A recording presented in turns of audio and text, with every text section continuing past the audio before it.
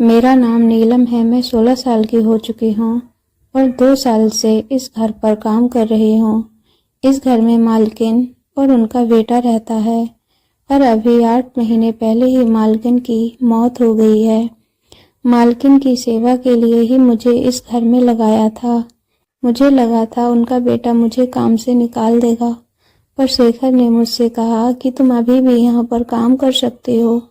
मुझे ये सुनकर बहुत खुशी हुई, क्योंकि मैं दिल ही दिल उसे पसंद करती हूँ। हालांकि शेखर के दिल की बात मुझे समझ नहीं आती, क्योंकि मैं उसे चुपके से मुझे देखते हुए देखा है, पर उसके दिल में मेरे लिए क्या फीलिंग है ये मुझे पता नहीं। हाँ, मैं जानना जरूर चाहती हूँ। मैं दिन भर उसी के घर में रहती हूँ और मेरे रहने के लिए एक छोटा सा कमरा भी था, जहाँ मैं रात में सो जाती थी। मैं मालकिन की मौत के बाद ही शेखर के करीब करीब रहने लगी थी। मैं जवान हो चुकी थी और मेरा बाहर कहीं जाना जाना भी नहीं था। मेरे सामने बस शेखर ही था, जो कि 20 साल का जवान लड़का बन चुका था। उसे खुश करने का कोई भी मौका मैं नहीं छोड़ती, पर न जाने क्यों वो मुझसे दूरी बनाता। बातों बातों में मैं कभी उसका हाथ पकड़ लेती तो मेरा हाथ झटका देता और मुझसे कहता कि तुम मुझसे दूर ही रहा करो। मैं प्यार से उसका दिल जीतना चाहती थी, इसीलिए उसके लिए तरह तरह के पकवान भी बनाती रहती थी। पर मुझे समझ नहीं आता था कि मेरे अंदर कुछ कमी है या उसके अंदर कुछ कमी है, जिस वजह से वह मुझे अपने से दूर रख करता है, जबकि चोरी चोरी मुझे देखता है। लेकिन बहुत जल्द मुझे वह मौका मिल गया शेखर के करीब जाने का। उस दिन सुबह से ही तेज बारिश हो रही थी। बारिश की बूंद मेरे दिल में अरमान जगा रही थी। शेखर उस दिन काम के लिए बाहर भी नहीं जा पाया था और पूरे दिन घर पर ही था। जैसे ही सोने का टाइम आया, मैंने कहा, शेखर, मुझे आज बहुत डर लग रहा है। आज का मौसम तो कयामत ढा रहा है। अगर तुम बुरा न मानो तो क्या मैं तुम्हारे कमरे में सो जाऊं? ये सुनकर उसकी आंखें बड़ी बड़ी हो गईं और न जाने क्यों मन ही मन सोचने लगा था। ऐसा लग रहा था कि वह चाहता भी है कि मैं उसके कमरे में सोऊं, पर कह भी नहीं पा रहा था। उसके ये भाव देखकर मैं काफी चिंतित हो गई थी कि कहीं मुझे इसीलिए तो अपने आप से दूर नहीं रखता, क्योंकि मैं गरीब घर की लड़की हूँ और मेरे मम्मी पापा मेहनत मजदूरी करते हैं। अपनी माँ की तरह मैं भी देखने में काफी खूबसूरत और हसीन हूँ, और 16 साल की वाली उम्र में मैं अपनी जज्बातों पर काबू नहीं रख पाती। न ही स्कूल जाना था, न ही मेरी जिंदगी का कोई मकसद था। बस माँ ने काम पर लगा दिया था, मैं काम कर रही थी। कभी कभी अपने घर वालों से मिलने तो चली जाती थी, पर मैं बहुत अकेली थी। मुझे कोई चाहिए था जो मुझसे प्यार करे। शायद उम्र की वजह से ही ऐसा था कि मुझे अपनी जिंदगी में एक लड़का चाहिए था, और मेरे सबसे करीब शेखर था। अंजाम की परवाह किए बिना ही मैंने उससे कह दिया था कि मैं आपके कमरे में सोना चाहती हूँ। मेरे मन में तो ये था कि मैं उसे हासिल कर लूं, पर थी तो मैं नादान। थोड़ी देर बहस सोचने के बाद बोला, ठीक है, तुम सो जाओ मेरे कमरे में। मैं अंदर आई तो ये सोच रही थी कि मैं कहाँ सोऊं, नीचे बिस्तर लगाकर सोऊं या उसके साथ बेड पर सोऊं। मैं शेखर की तरफ देखने लगी थी। उसने कहा, तुम चाहो तो बेड पर सो जाओ, बस मुझसे दूरी बनाकर रखना, या फिर चाहो तो नीचे भी सो सकती हो, तुम्हारी मर्जी है। शेखर तो मुझे शराफत दिखा रहा था, पर मुझे उसके करीब सोना था, तो मैं बेड पर ही सो गई। बारिश की वजह से काफी ठंड लग रही थी, ऊपर से पंखा भी चला रखा था। शेखर एक चादर ओढ़कर किनारे पर सो गया था। मैं ठंड से कांपने लगी और फिर अचानक बिना सोचे समझे शेखर के चादर के नीचे आ गई और इंतजार करने लगी कि शेखर क्या करता है, पर वह तो अपनी जगह से हिल भी नहीं रहा था। अचानक मैंने सटकर उसका हाथ पकड़ लिया। कहा, मुझे बहुत ठंड लग रही है, कहकर मैं उसके ऊपर चढ़ गई। मुझे इस हाल में देखकर उसकी आंखें बड़ी बड़ी हो गई थी, पर उसकी सांसें तेज तेज चलने लगी। चलती भी कैसे नहीं, एक जवान और खूबसूरत लड़की उसके इतने करीब जो थी। मैंने कहा, मुझसे रहा नहीं जाता, मैं तुम बहुत अकेली हूँ, मेरा अकेलापन आज रात के लिए दूर कर दो। मैं उसके बिल्कुल करीब आ गई और उसके होठों को चूमने लगी थी। वह भी बहकने लगा था। पर उसके चेहरे में मुझे डर नजर आ रहा था। मैं उसके शर्ट खोलने लगी पर वह मुझे रोक रहा था। कहने लगा, नीलम ऐसा मत करो, पर मैं उसकी तरह प्यार भरी नजरों से देखने लगी थी और धीरे धीरे उसके बटन खोलने लगी थी। लेकिन जैसे ही मैंने उसके कपड़े उतारे और उसे देखा तो मेरी चीख निकल गई। डर के मारे मैं बिल्कुल थर थर कांपने लगी थी। मुझे जरा भी इल्म नहीं था कि ऐसा नजारा देखूंगी। मेरा चेहरा बिल्कुल लाल पड़ गया था और एक पल भी मैं वहां रुकना नहीं चाहती थी। मेरा दिल इतनी तेज से धड़कने लगा था जैसे कि बाहर आ जाएगा। सांसें बहुत तेज हो गई थी और मैं दौड़ती हुई उसके कमरे से बाहर निकल आई। मेन गेट खोलकर मैं बाहर निकल गई और बारिश में भीगती हुई दौड़ने लगी थी। मैं पागलों की तरह दौड़ी जा रही थी और वही नजारा मेरी आंखों के सामने घूम रहा था जो अभी मेरे साथ हुआ था। बारिश के पानी के साथ मेरी आंखों में आंसू आ गए थे। मैं शेखर को पसंद करने लगी थी। भागती हुई मैं अपने घर तक पहुंच गई। जैसे ही मेरी माँ ने दरवाजा खोला, मुझे सामने खड़ा पाया। मुझे देखकर वह बिल्कुल विचलित हो गई थी। तभी मेरे पापा सामने आए। कहे, क्या हुआ बेटा, क्या बात है, इतनी रात को क्यों दौड़ के आ रही हो, सब ठीक तो है ना। मेरे पापा मेरी मम्मी को ही डांटने लगे कि जवान लड़की है, तुझे कितनी बार कहा था कि उस जवान लड़की के साथ घर पर काम मत करवा, कुछ ऊंच नीच हो जाएगा। पर तूने मेरी एक भी बात नहीं सुनी और आज देख ऐसा वह भाग कर आई है। तभी मैंने ध्यान दिया कि मेरी शर्ट का बटन भी ठीक से लगा नहीं था। उसके 2 बटन खुले हुए थे जो शेखर ने खोले थे। मेरे बाल बिल्कुल बिखरे हुए थे। कोई भी देख लेगा तो सोचेगा मेरे साथ कुछ हुआ है। और नीचे मैं स्कर्ट पहने हुई थी जो कि घुटनों तक ही था। मेरी मम्मी ने मुझे घर के अंदर ले लिया पर रोने लगी थी।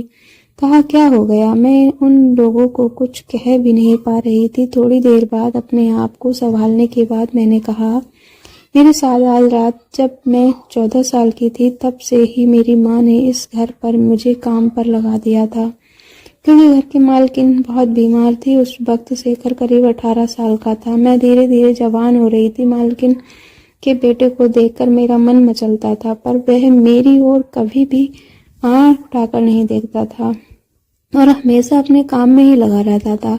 काम करते करते मुझे पता चला कि घर में एक बेसमेंट थी। शेखर अपना काम खत्म करके घर आता और फिर बेसमेंट में चला जाता था। घंटों वो वहीं पर बैठा रहता था और बेसमेंट से अजीब व गरीब आवाज आती थी और कुछ धुआं धुआं सा लगता था। पहले मुझे ये लगता था कि शेखर नीचे बैठकर नशा करता है, पर जब वह मेरे पास आता तो उसे देखकर ऐसा नहीं लगता था कि वह कोई नशा किया हुआ है। वह बिल्कुल स्वाभाविक लगता था पर बहुत ही परेशान सा लगता था। मैं हर वक्त उसके ऊपर नजर बनाए रखती थी क्योंकि मुझे वह पसंद था। एक दिन मालकिन सो गई थी और शेखर बेसमेंट में था।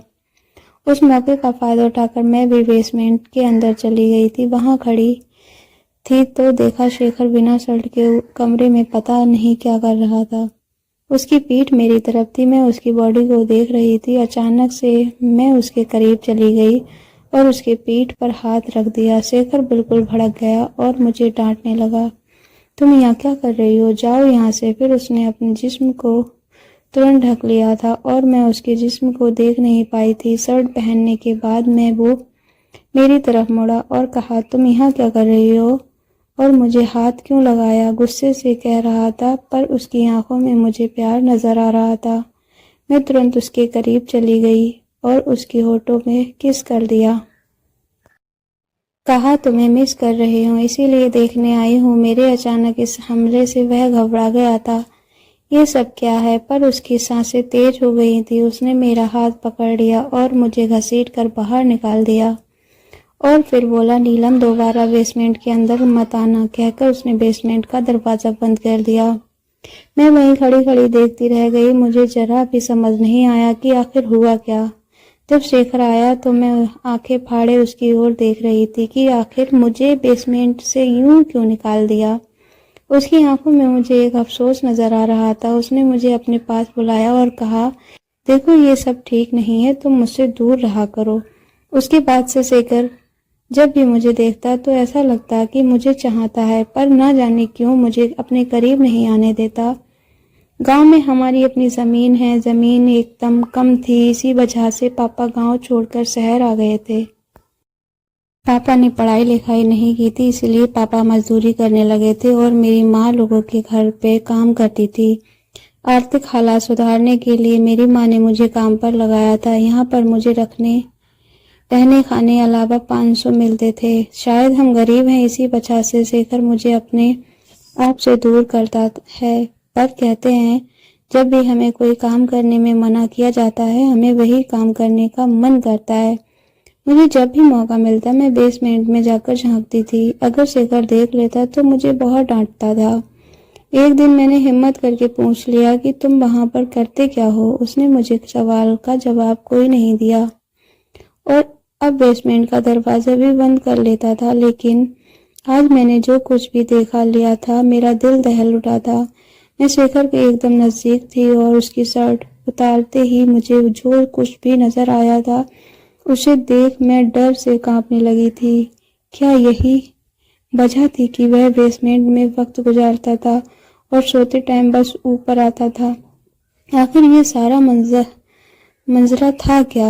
मेरी मम्मी पापा रोना धोना कर रहे थे। अपने आप को संभालते हुए मैंने कहा, माँ शेखर ने कुछ भी गलत नहीं किया है। मुझे आप लोगों को याद आ रही थी।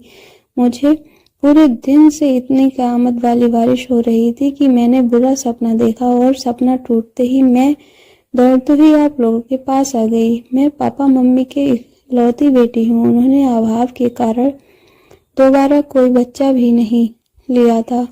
मेरी बात सुनकर मेरी माँ मुझे देखने लगी थी। मैंने कहा, माँ मेरा तो सोने के लिए अलग कमरा है, मैं वहीं सो रही थी और बुरा सपना देखा, इसी वजह से दौड़ती हुई आपके पास आ गई। शेखर अच्छा लड़का है, वह भी कभी भी मेरी तरफ गंदी निगाह से नहीं देखता है। मेरी बातें सुनकर मेरी घर वालों ने राहत की सांस ली, पर मैंने उन्हें सच नहीं बताया था। मुझे सच बताने की हिम्मत नहीं थी, जिस वजह से अगले दिन उन्होंने फिर से मुझे काम पर भेज दिया। मैं सुबह काम पर आई थी तो देखा शेखर घर पर ही था। शायद वह मेरा इंतजार ही कर रहा था, पर मैंने उससे कोई भी बात किए बिना सीधा घर का काम करने लगी थी। शेखर मेरे आगे पीछे घूम रहा था। उसने सोचा था कि मैं उससे कोई सवाल पूछूंगी, पर मैंने कोई सवाल नहीं पूछा। मुझे उससे नफरत सी हो गई थी। शाम तक वह मेरे आगे पीछे ही घूम रहा था। जब मैंने अपना सारा काम खत्म कर लिया तो अचानक उसने मेरा हाथ पकड़ लिया। उसने कहा, मैं तुम्हें सब बताऊंगा, तुम बैठ जाओ। मैं उसकी तरफ देखने लगी थी। मैं उसे पसंद करने लगी थी और इस कदर मेरा दिल टूटा था। अब शेखर बोलने लगा। उसने कहा, जब मैं 16 साल का हुआ था तो गलत संगत में पड़ गया था। अपने दोस्त के साथ गलत जगह पर जाने लगा था और वहां औरतों के साथ रात गुजारता था। मेरे पापा नहीं थे और मेरी माँ बहुत बीमार रहती थी, तो मुझे रोकने टोकने वाला कोई नहीं था। मैं जवानी की जोश में अलग अलग लड़कियों के साथ रिश्ता बनाता था। मेरी क्लास की एक लड़की थी जो कि बहुत खूबसूरत थी, बिल्कुल गोरी चिट्टी में, और मेरे दोस्त उस लड़की को हासिल करना चाहते थे और हमें मौका मिल गया था। हमने उसे उठा लिया था, उसे एक झोपड़ी में लेकर आ गए थे। हम सबने मिलकर बारी बारी से उसके साथ गलत काम किया। उसकी कुछ गंदी वीडियो भी बना ली थी और कहा था अगर किसी को बताएगी तो ये वीडियो सबको दिखा देंगे। रोती हुई उसे लड़की ने मुझे श्राप दिया था कि भगवान तुम्हें इसकी ऐसी सजा देगा कि तुम सोच भी नहीं सकते। हमने उसकी बात का हंसकर टाल दिया था, लेकिन जब मैं घर आया तो मेरे पेट की चमड़ी में बहुत जलन होने लगी थी। मैं कपड़ा भिगो कर अपने पेट पर रखा दिया था। न जाने चमड़ी इतनी क्यों जल रही थी। मैं उस जलन से तड़प रहा था और कुछ घंटे के अंदर मेरे पेट में बड़े बड़े अजीब से दाने निकल आए थे। मैं डॉक्टर के पास गया, पर दाने बहुत बड़े हो गए थे। डॉक्टर ने उसकी दवाई तो दे दी थी, पर वह ठीक नहीं होने का नाम ही नहीं ले रहे थे। दाने फूलते चले गए और मेरा पेट ऐसा गंदा हो गया। अब मैं किसी लड़की के करीब जाने के लायक भी नहीं रहा था। मेरी हालत इतनी खराब हो गई थी कि कोई लड़की देखती तो डर जाती और उसका दर्द मुझे अलग होता था। जब तुम यहाँ काम करने आई तो मैं भी मन ही मन तुम्हें चाहने लगा था, पर मैं जानता था कि तुम मेरी शर्ट उतारोगी तो वह दाने तुम्हें दिख जाएंगे। और लड़कियों की तरह तुम भी डर जाओगी और कल रात बहे हुआ मैं इसके टोटके कर रहा हूँ कि ये ठीक हो जाए, क्योंकि डॉक्टर इसका इलाज नहीं कर पाए और इसी वजह से मैं बेसमेंट में जाता था। दाने बिल्कुल बड़े बड़े हो गए थे, उसके हिसाब से ये थोड़े छोटे हुए हैं। जिस तांत्रिक को बाबा से टोटके कर रहा हूँ वह कह रहे हैं कि इसे ठीक होने में 6 महीने लगेगा। उसकी बात सुनकर मैं बिल्कुल हैरान रह गई। मैं शेखर को अच्छा लड़का समझती थी, पर उसने अपनी जिंदगी में इतने गलत काम किए। शेखर ने कहा, मैं उस लड़की की तलाश भी कर रहा हूँ जिसने मुझे श्राप दिया था, ताकि मैं माफी मांग सकूं, पर वह लड़की शहर छोड़कर चली गई है और अब तक मुझे नहीं मिल पाई। करीब 6 महीने के बाद धीरे धीरे शेखर इस इलाज से पूरी तरह ठीक हो गया। मैं भी इसमें शेखर की बहुत मदद की थी और उसके बाद शेखर ने मेरा हाथ थाम लिया। वो बोला, मैंने अपनी जिंदगी में जो भी गलतियां की हैं मैं उसे सुधारना चाहता हूँ। मैं तुमसे शादी करना चाहता हूँ ताकि तुम्हारी जिंदगी भी संवर जाए, मैं भी तुम्हारे साथ खुशी खुशी जिंदगी बिता सकूं। उसने मेरे माँ पापा से मेरा रिश्ता मांग लिया था और वह भी खुशी खुशी मेरा हाथ उसके हाथ में दे दिए थे।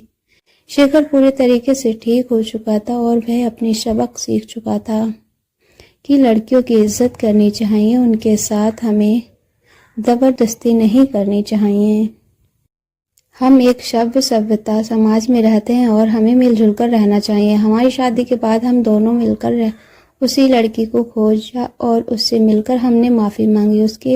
उससे माफ़ी मांगने के बाद शेखर का दिल थोड़ा हल्का हुआ। तो दोस्तों, कहानी कैसी लगी कमेंट कर ज़रूर बताइए, और अभी तक अगर आपने चैनल को सब्सक्राइब नहीं किया है तो चैनल को सब्सक्राइब कर लीजिएगा और वीडियो को लाइक कीजिएगा, क्योंकि आपके एक लाइक से हमें मोटिवेशन मिलता है ताकि हम और अच्छी वीडियो आपके लिए बना सके। तो फिर मिलते हैं नेक्स्ट वीडियो में, तब तक के लिए अपना ख्याल